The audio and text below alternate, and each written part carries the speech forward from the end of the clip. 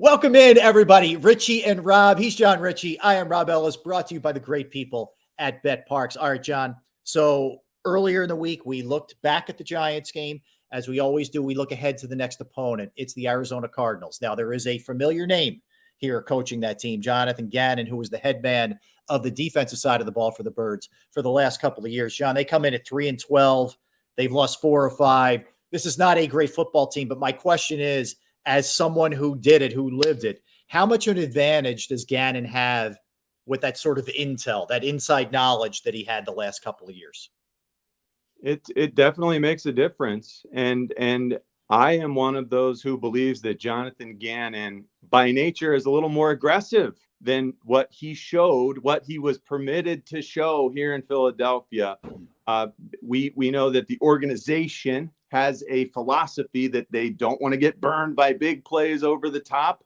And Gannon put a defense out there accordingly. When you look at how aggressive he's been with his Arizona personnel, it does feel like he probably would have preferred to play things a little bit differently here in Philadelphia. I don't know if that makes Philadelphia fans a little more pleased out the door with Jonathan Gannon. I don't know. Doubt it, because everyone despises Jonathan Gannon. Yeah. And then on top of that, you add in the layer of intrigue and doubt and just mess with the whole transition as he. Yeah, it's bad. It feels like there's bad blood.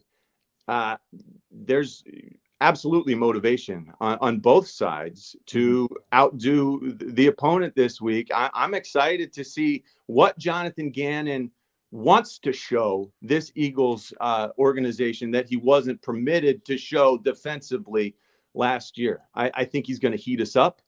I think that we as an offense have struggled at times when teams heat us up, and we've seen Jalen uncomfortable breaking the pocket even when he's got a little bit of time.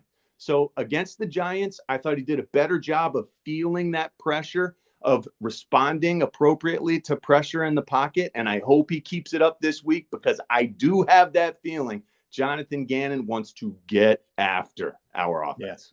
Yeah, and take the last week against the Giants, they blitzed the Eagles 68%, John. So, I mean, that's the book right now. And if Gannon's ever going to get loose, it's going to be in this one, right?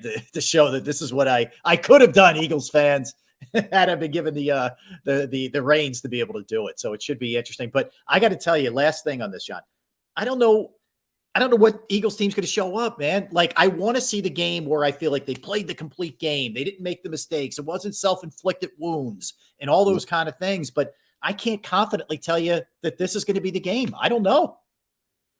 I can confidently say that against really solid teams, we have disappointed. Our offense, our defense, we haven't been good enough. Against teams that can't stack up against our roster, I feel pretty solid. Again, that game against the Giants, it could have been 30-something to 15, and we'd all feel, pretty good. Yep.